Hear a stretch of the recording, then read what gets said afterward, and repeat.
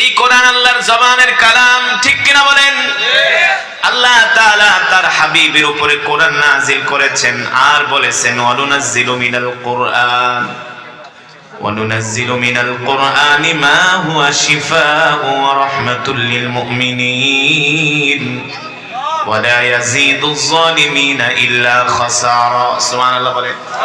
আল্লাহ তাআলা বলেন, হাবিব আমি আল্লাহ আপনার উপর যে কোরআন নাযিল করেছি, এই কোরআন আমি মানুষের মুক্তির জন্য নাযিল করেছি। সুবহানাল্লাহ বলেন। এই কোরআন হলো আমাদের জন্য মুক্তি, এই কোরআন হলো আমাদের জন্য শিফা। সুবহানাল্লাহ বলেন। এই কোরআনুল কারীমের মধ্যে এমন একটা সূরা আছে যে সূরাকে বলা হয় সর্বরোগের মহা ঔষধ। নাম কি? জোরে বলেন, নাম কি?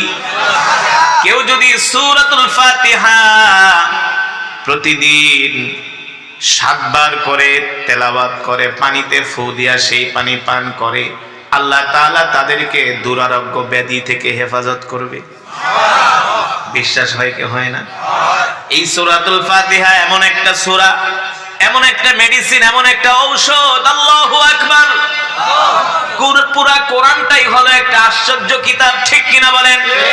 আল্লাহ নবী যখন জিনদের সামনে এই কোরআন পড়লেন, জিনরা আল্লাহ নবীর তেলাওয়াত শুনে বললেন ইন্না সামিআনা কুরআনান আজাবা। এই কোরআন হলো একটা আশ্চর্য কিতাব, ঠিক কিনা বলেন? আজ পর্যন্ত পৃথিবীর কোন দার্শনিক, কোন কবি, কোন সাহিত্যিক, কোন বুদ্ধিজীবী আজ পর্যন্ত এই কোরআনের মধ্যে একটা ভুল দেখাইতে পারে না। এ যুবক, আজ পর্যন্ত কোরআনের মধ্যে পৃথিবীর কোন দার্শনিক, হোক সে ইহুদি হোক সে খ্রিস্টান, কারো বাবার ক্ষমতা নাই এই কোরআনের একটা নক্তা জের জবরের মধ্যে পরিবর্তন করতে। তাহলে কেন বোঝো না মুসলমান এই কোরআন কোন কোরআন? এই কোরআন হলো আল্লাহর জবানের কালাম। আল্লাহ তাআলা যতগুলো কিতাব নাযিল করেছেন সব কিতাবগুলো আল্লাহ নিজের হাতে লিখেছেন। তাওরাত আল্লাহ তাআলা নিজের হাতে লিখেছেন, জবুর আল্লাহ তাআলা নিজের হাত দিয়ে লিখেছেন, ইনজিল আল্লাহ তাআলার কুদরতি হাত দ্বারা লিখেছেন। তাওরাত এমন একটা কিতাব যার মধ্যে 1000 সূরা। কয় হাজার? কয় হাজার? আর কোরআনুল কারীমের মধ্যে 114টা সূরা। অথচ তাওরাতের যেটা ছোট সূরা সেটার আয়াত সংখ্যা হলো 1000। কথা বুঝেন নাই? তাওরাতের যেটা ছোট সূরা ওটা আয়াত সংখ্যা 1000। যেমন কোরআনুল কারীমের ছোট সূরা হলো সূরাতুন ইন্না আ'তাইনাকাল কাউসার। বিসমিল্লাহির রহমানির রহিম। ইন্না আ'তাইনাকাল কাউসার ফাসাল্লি লিরাব্বিকা ওয়ানহার ইন্না শানিআকা হুয়াল আবতার। কয় আয়াত? একেবারে কোরআনের সর্বশেষ সূরা সূরাতুন নাস। বিসমিল্লাহির রহমানির রহিম। আমার সাথে সবাই পড়েন, কুল আউযু বিরাব্বিন নাস মালিকিন নাস ইলাহিন নাস মিন শাররিল ওয়াসওয়াসিল খান্নাস আল্লাযী ইউওয়াসওয়িসু ফি সুদুরিন নাস মিনাল জিন্নাতি ওয়ান নাস। কয় আয়াত? কয় আয়াত? সূরা কাউসার 3 আয়াত, সূরাতুন নাস 6 আয়াত। আর তাওরাত শরীফের যেটা একেবারে কনিষ্ঠ সূরা, ছোট সূরা, সেই সূরার আয়াত সংখ্যা হলো 1000। আর ওই তাওরাতের মধ্যে 1000 সূরা আছে। কয় হাজার? 1000। তাওরাত এত বড় কিতাব হওয়া সত্ত্বেও কিন্তু কোরআনের চাইতে তাওরাতের মর্যাদা বেশি না? কোরআনের মর্যাদা সবচেয়ে বেশি, ঠিক কিনা বলেন? আমার নবী, আপনার নবী, বিশ্ব নবী রাহমাতুল লিল আলামিনের এত মর্যাদা হওয়ার কারণ হলো আল্লাহ তাআলা বিশ্ব নবীর উপরে কোরআন নাযিল করেছেন, ঠিক কিনা বলেন? নবীদের মধ্যে তার সবচেয়ে বেশি মর্যাদার কারণ হলো আল্লাহ তাআলা বিশ্ব নবীর উপরে কোরআন নাযিল করেছেন। আর সব পয়গম্বরদের উম্মতদের মধ্য থেকে আমাদের সবচেয়ে বেশি মর্যাদা হওয়ার কারণ আমরাই সবার আগে জান্নাতে যাব। জোরে বলেন সুবহানাল্লাহ। আমাদের এত মর্যাদা হওয়ার কারণ হলো আল্লাহ তাআলা আমাদের নবীর উপরে নাযিল করেছেন কোরআন, আর সেই কোরআন আমরা পাওয়ার কারণে আমাদের মর্যাদাও বেড়ে গেছে। এই কোরআন এমন এক কিতাব, এই কোরআনকে যদি কেউ ভালোবাসে, কোরআন বলে আল কুরআন লাকা ওয়া আলাইকা। এ মানুষ, দুনিয়ার জমিনে যদি তুমি কোরআনকে ভালোবাসো, আমি কোরআন আল্লাহর আদালতে তোমার জন্য সুপারিশ করব, যাতে আল্লাহ তাআলা তোমাকে জান্নাত দিয়ে দেয়। সুবহানাল্লাহ বলেন। আর যদি তুমি আমাকে ভালো না বাসো, আমার বিরোধিতা করো, আমি কোরআন হাসরের ময়দানে আল্লাহর আদালতে তোমার বিরুদ্ধে মামলা দায়ের করব। ঠিক কিনা বলেন? তার মানে কোরআনকে ভালোবাসলে জান্নাত পাওয়া যায়, আর কোরআনকে ভালো না বাসলে জাহান্নামে যেতে হয়। ঠিক কিনা বলেন? আল্লাহ রাসূলের হাদিস, তালাবুল ইলমি ফরিদাতুন আলা কুল্লি মুসলিম। কোরআনুল কারীম শিক্ষা করা প্রত্যেকটা মুসলমানের উপরে ফরজ, পুরুষ এবং নারী উভয়ের উপরে ফরজ। এবার মুসলমান, আপনি নিজেরটা নিজেই প্রশ্ন করেন, আপনি কি কোরআন পড়তে জানেন কি জানেন না? সমাজের কত পার্সেন্ট মানুষ কোরআন পড়তে পারে? আলেমরা সারা সমাজের 2% মানুষও সহিহ করে কোরআন পড়তে পারে না। কি মনে করছেন ফেরেশতাদের মায়ের একটাও মাটিতে পড়বো না? ফেরেশতাদের মায়ের পিটানি একটাও মাটিতে পড়বো না? মিয়া কোরআন পড়তে পারেন না, কোরআন শুনতেও আসেন না। এই সমাজে কিছু মুসলমান আছে যারা আবু জেহেলের চেয়ে নিকৃষ্ট। ঠিক কিনা বলেন? যারা নিজেরা কোরআন পড়তে পারে না, কোরআন শুনতেও আসে না। আল্লাহর নবী যখন মক্কার জমিনে কোরআন পড়তেন, দিনের বেলা আবু জেহেলরাই কোরআনের বিরোধিতা করত। 144 জারি করেছিল, কেউ যাতে মুহাম্মদের কোরআন তেলাওয়াত শুনতে যেতে না পারে। বাইতুল্লাহর অভ্যন্তরে, বাইতুল্লাহর প্রান্তরে কাফেরেরা বৈঠকে বসলো, একটা আইন করো, কেউ যাতে মুহাম্মদের কোরআন শুনতে না যায়। আরে অথচ এই কোরআন এমন কোরআন, যেই কোরআনের তেলাওয়াত শুনে কাফেররা পর্যন্ত মুসলমান হয়ে গেছে। ঠিক কিনা বলেন? হইছে কি হইছে না? আবু জেহেলরা মিটিং এ বসলো যাতে মুহাম্মাদের কোরআন শুনতে কেউ না আসে। কি করা যায়, কি করা যায়? আবু জেহেল বলল, কেউ যদি মুহাম্মাদের কোরআন শুনতে যায় তাকে চরমভাবে শাস্তি দেওয়া হবে, পানিশমেন্ট দেওয়া হবে, জেল করা হবে, জরিমানা করা হবে। তার জন্য আবু জেহেল আইন করলো, আবু লাহাব আইন করলো, উতবা সাইবারা আইন করলো, কেউ যাতে মুহাম্মাদের কোরআন শুনতে না যায়। এই আইন করে তারা রাত্রবেলা বাড়িতে চলে গেল। আল্লাহর নবী রাত 3টা বাজে বাইতুল্লাহে তাহাজ্জুদের মধ্যে কোরআন পড়ে। সুবহানাল্লাহ বলেন। আবু জেহেল ঘড়ির দিকে তাকায়, দেখে রাত 2টা বাজে, এখন তো মুহাম্মাদের কোরআনের শো শুরু হয়ে যাবে। আরে আপনারা তো মিয়া রাত 12টা বাজে কোরআনের মাহফিলে বসতে চান না। কি আর শীত, আরবের শীতগুলো একেবারে হাড্ডির মধ্যে বসে যায়, জানেন? বাংলাদেশে আর কি শীত, আরবের ঠান্ডা হাড্ডির মধ্যে বসে যায়, এত ঠান্ডা। তাও 1450 বছর আগের কথা। সিরাতের কিতাবের মধ্যে আসছে, আবু জেহেল 1টা না 2টা না 3টা কম্বল পেঁচাইছে। কয়টা? এ মুসলমান, এই কথা শোনার পরেও যদি তোমার আকল না হয়, কোরআনের প্রতি ভালোবাসা না আসে, তাহলে বুঝতে হবে তোমাকে শয়তানে ধরছে। ঠিক কিনা বলেন? আবু জেহেল 1টা না 2টা না 3টা কম্বল পেঁচায়া আল্লাহ নবীর তেলাওয়াত শোনার জন্য বাইতুল্লাহে আসবে, ঘড়ির দিকে তাকায় 2টা বেজে গেছে। কিন্তু সমস্যা হলো, আবু জেহেলের স্ত্রীর নাম হলো উম্মে জামিল। নাম কি? উম্মে জামিল ছিল মহিলা টাইপের নেত্রী। বাংলাদেশে কিছু মহিলা টাইপের নেত্রী আছে না, ওই যে পুরুষদের আগে আগে স্লোগান দেয় না, দেখবেন সব দলের মধ্যে আছে, শুধু হুজুরদের দল বাদ ছাড়া। মহিলা নেত্রী আছে না? এই মহিলা নেত্রী টাইপের মহিলা ছিল উম্মে জামিল, আবু জেহেলের স্ত্রী। আবু জেহেল প্রতিদিন চুরি কইরা পালায়া পালায়া আল্লাহ নবীর তেলাওয়াত শুনতে চলে যায়। উম্মে জামিল ঘুম থেকে ওইটা আবু জেহেলরে পায় না। এবার উম্মে জামিল মনে মনে কয়, আজকে রাত্রে আবু জেহেল তুমি কোথায় যাও, আমি তোমাকে ধরবো। বুঝছেন? এবার উম্মে জামিল ঘুমানোর ভান ধরছে। আবু জেহেল মনে করছে তার স্ত্রী ঘুমায় গেছে, আস্তেই করে দরজাটা খুলতে লইছে। দরজার যখন লক খুলছে, ঠাস করে একটা আওয়াজ হয়ে গেছে, আংটার একটা শব্দ হয়ে গেছে। উম্মে জামিল চোখ দুইটা খুইলা দেখে আবু জেহেল 3 কম্বল পেঁচাইয়া কুপি একটা হাতে নিয়ে ঘর থেকে বের হইছে। উম্মে জামিল ডাক দেয়, আবু জেহেল কোথায়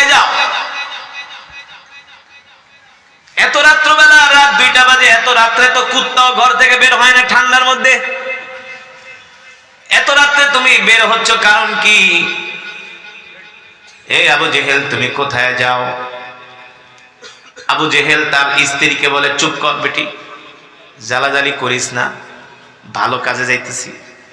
আসলেই তো ভালো কাজে যায়, হ্যাঁ?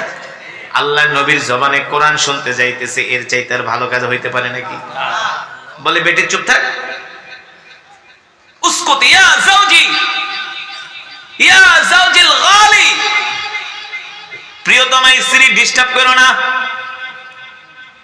ইফতাহিল বাব, দরজা খুলে দাও, আমাকে যেতে দাও। আবু জেহেলের স্ত্রী কম্বল টাইনা ধরছে, কেন না তোমার চরিত্র ভালো না, রাইতের বেলা কই যাও কে? সি সি সি, এভাবে বলে না, আমি ভালো কাজে যাচ্ছি। উম্মে জামিল বলে, ভালো কাজ কোন কাজে যাও আমাকে বলতে হবে, যদি না বলো আজকে তোমাকে ঘর থেকে বের হতে দিব না। আবু জেহেল তো পড়ছে বিপদে, এইদিকে তো আল্লাহর নবী কোরআনুল কারীমের তেলাওয়াতের শো শেষ হয়ে যাবে, তাহাজ্জুদের সময় আর কতক্ষণই থাকে, বুঝুন নাই? আবু জেহেল পাগল পাড়া হয়ে গেছে, কিভাবে ঘর থেকে বের হওয়া যায়? আবু জেহেলের স্ত্রী ছাড়ে না। এক পর্যায়ে আবু জেহেল বলে, তুমি আমাকে যেতে দাও। উম্মে জামিল বলে, আমি যেতে দিব না। আবু জেহেল বলে, আমি কোথায় যাই তোমাকে বলতে পারি, তুমি আর আমি ছাড়া এই কথা মক্কার কোনো মানুষকে বলবা না। যদি বলো প্রিয়তমা স্ত্রী, আগামীকাল সকালে মক্কার মানুষের মায়ের একটাও মাটিতে পড়বো না। তাইলে কিন্তু তোমার আবু জেহেলের নেতাগিরি থাকবে না, নেতৃত্ব থাকবে না। উম্মে জামিল বলে, ঠিক আছে কোথায় যাও বলো আমাকে। আবু জেহেল বলে, শোনো, আমরা আজকে বাইতুল্লাহর প্রাঙ্গণে বৈশা মিটিং করেছি, যাতে মুহাম্মদের কোরআন তেলাওয়াত কেউ শুনতে যেতে না পারে। যেহেতু আজকে প্রথম রাত, এই রাত্রবেলা কেউ যাবে না, এই সুযোগটা আমি হাতছাড়া করতে চাই না। এই সুযোগে আমি একা একা বৈশা বৈশা বাইতুল্লাহ যায় মুহাম্মদের তেলাওয়াত শুনবো। জোরে বলেন সুবহানাল্লাহ। এই কোরআন হলো আল্লাহর জবানের কালাম, যেই কোরআনের তেলাওয়াত শুনলে পাথরের মতো হৃদয়টা মোমের মতো গলে যায়, ঠিক কিনা বলেন? এই যে কাতারে বিশ্বকাপ ফুটবল খেলা হলো, এই বিশ্বকাপ উদ্বোধনীতে সূরাতুর রহমানের তেলাওয়াত হয়েছিল। সেই তেলাওয়াত শুনে ফিফার ওয়েবসাইট, কাতারের ওয়েবসাইট, তারা লিখেছে ওই তেলাওয়াত শোনার পরে 800-র মতো অমুসলিম কালেমা পড়ে মুসলমান হয়েছে। মুসলমানদের সংস্কৃতি দেখে, ঐতিহ্য দেখে, মুসলমানের কোরআন দেখে, মুসলমানের সৌন্দর্য দেখে তারা কালেমা পড়ে মুসলমান হয়েছে। এটা 1450 বছর আগের কথা না, এখনো অনেক কাফেররা কালেমা পড়ে মুসলমান হচ্ছে, ঠিক কিনা বলেন? ঠিক না? ও মুসলমান, এই কোরআনের তেলাওয়াত শুনলে কত কাট্টা কাফেররা পর্যন্ত আল্লাহ রাসূলের কাছে মাথা নত করেছে। খাত্তাবের ছেলে ওমর, যে ওমর ছিলেন কাট্টা কাফের, যিনি আল্লাহ রাসূলের কল্লা কাটার জন্য আসছিলেন, না, আল্লাহ নবীর কল্লা কাটার জন্য আসছিলেন ওমর। এই কোরআনের তেলাওয়াত শুনে হযরত ওমর কালেমা পড়ে মুসলমান হয়েছে। আল্লাহু আকবার, জোরে বলেন আল্লাহু আকবার। 2017 সনের ঘটনা, আমি মালয়েশিয়াতে গিয়েছিলাম। মালয়েশিয়ার স্বাধীনতা দিবস, যাকে বলা হয় মারদেকা, নাম কি? আমাদের দেশে বলা হয় স্বাধীনতা দিবস, ইন্ডিপেন্ডেন্ট ডে, আর মালয়েশিয়ার স্বাধীনতা দিবসের নাম হলো মারদেকা। ওরা ওদের স্বাধীনতা দিবসে প্রতি বছর পৃথিবীর বিভিন্ন দেশ থেকে কারি সাহেব এনে কোরআন তেলাওয়াতের মাহফিল করে। মালয়েশিয়ার বড় বড় দৃষ্টিনন্দন মসজিদগুলোতে কোরআন তেলাওয়াতের মাহফিল করে। তা আমি 2 বছর গিয়েছি। কুয়ালালামপুরের একটা মসজিদ, নাম হলো মসজিদে জামেক। নাম কি? মসজিদে জামেক। যারা মালয়েশিয়া ঘুরতে যায় ওই মসজিদে এক ওয়াক্ত নামাজ পড়বি, মসজিদে জামেক। এত সুন্দর মসজিদ, আপনার ঢুকলে আর বের হতে মন চাইবে না, এত দৃষ্টিনন্দন। তো এই মসজিদে জামেকে আমার প্রোগ্রাম। আসরের নামাজের পরে আমার নাম ঘোষণা করা হলো। আমি কোরআনুল কারীম থেকে তেলাওয়াত করতেছি, দেখি অসংখ্য চাইনিজ, আমেরিকান, ইউরোপিয়ান, পাশ্চাত্যের অনেক খ্রিস্টান ছেলে মেয়েরা তারা মসজিদের, আপনারা যেমন দাঁড়ায় আছেন, তারা মসজিদের আঙ্গিনার পাশে দাঁড়ায় আছে। আয়েশা বলতেছে আমাদেরকে ঢুকতে দাও, এন্ট্রি দাও। মসজিদ কমিটি বলতেছে তোমরা অমুসলিম, তোমাদের গায়ে পোশাক নাই। ওই দেশের মেয়েরা তো, আমেরিকা ইউরোপের মেয়েরা তো আর আমাদের দেশের মেয়েদের মতো পোশাক পরে, পুরা শরীর অর্ধনগ্ন। বলে এই অবস্থায় তো মসজিদে ঢোকা যাবে না। তো ওই সব দেশের মসজিদে আলাদা ইউনিফর্ম থাকে বোরকার মতো, ওই ইউনিফর্ম গুলো পরে পরে ওরা ঢোকে, ঢোকে ভিজিট করে, ঘুরে, মুসলমানের ইতিহাস ঐতিহ্য দেখে। পরে বলতেছে আমাদেরকে ঢুকতে দাও। বলে ইউনিফর্ম শেষ। দেখতেছি অনেক মহিলারা ব্যাগ থেকে ওদের বস্ত্রগুলো বের করে বুক ঢাকতেছে, মাথা ঢাকতেছে, ঢেকে ওরা ঢুকতেছে। ঢুইকা মসজিদের আঙ্গিনায় দাঁড়া, মসজিদের বারান্দায় বসে বসে তেলাওয়াত শুনতেছে। অসংখ্য, অগণিত। তো আমার যখন প্রোগ্রাম শেষ হলো, আমি দেখি অনেক অমুসলিম। আমি জিজ্ঞেস করলাম ওদেরকে কি ইনভাইট করা হয়েছে? বলে না, ওরা তেলাওয়াত শুনে কোরআনের সুরের মূর্ছনায় আবেগ আপ্লুত হয়ে ওরা মসজিদে প্রবেশ করেছে। এই কোরআন এমন এক কিতাব, যত বড় কাট্টা কাফেরের সামনে পড়েন দেখবেন ওদের মাথা নত হয়ে যাবে কোরআনের কাছে। ঠিক কিনা বলেন?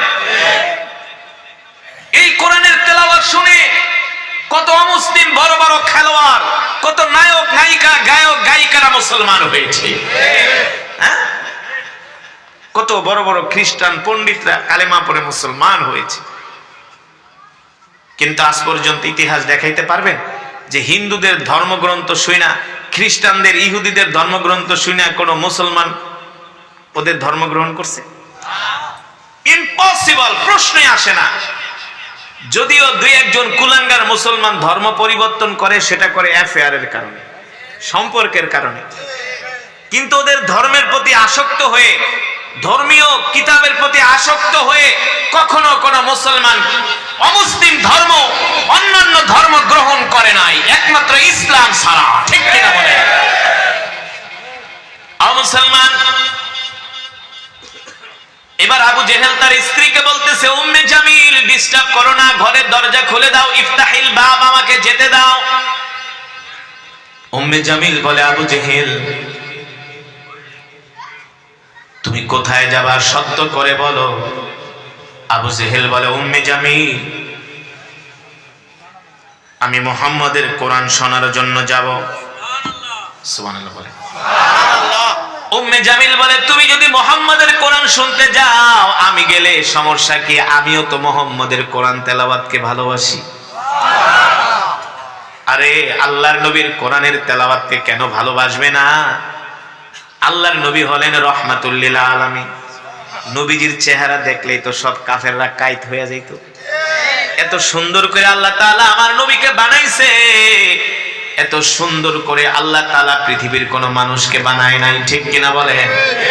পৃথিবীর যত সৌন্দর্য আছে সব আল্লাহ তাআলা আমার নবীকে দান করছে। মক্কার কাফেররা আল্লাহ নবীর চেহারা দেখে তো পাগল হয়ে যাইত।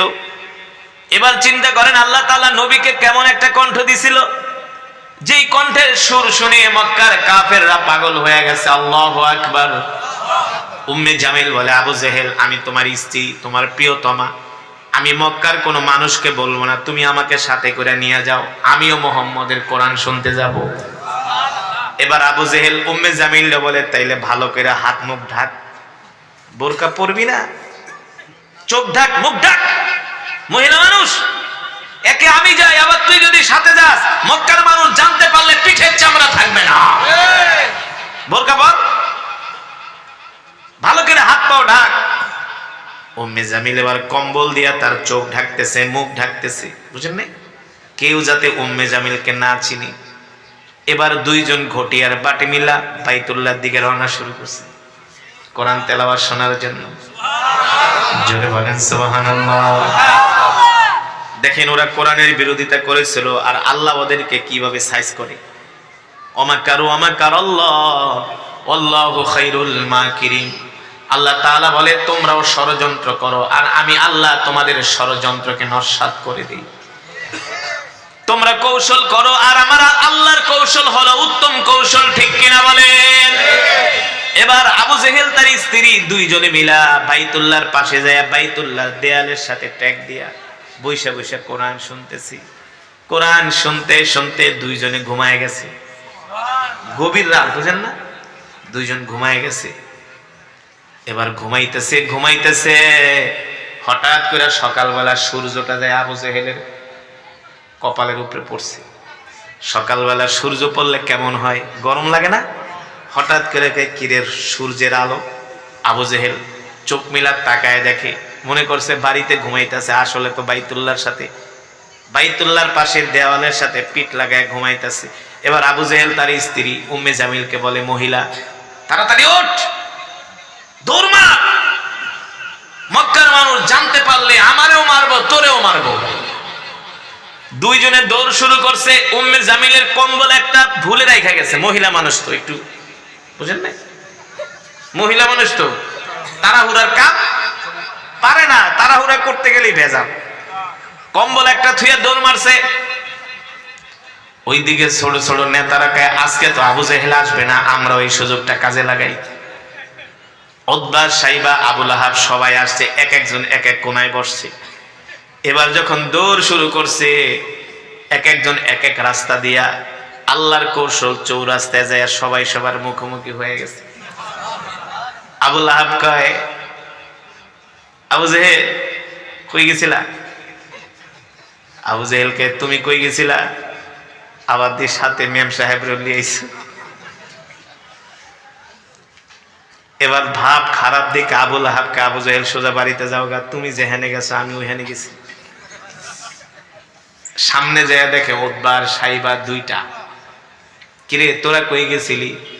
কয় ওস্তাদ আপনি আইন করে আপনি রক্ষক হইয়া আপনি রক্ষক হইয়া আপনি বক্ষকের কাতারে অবতীর্ণ হয়েছেন।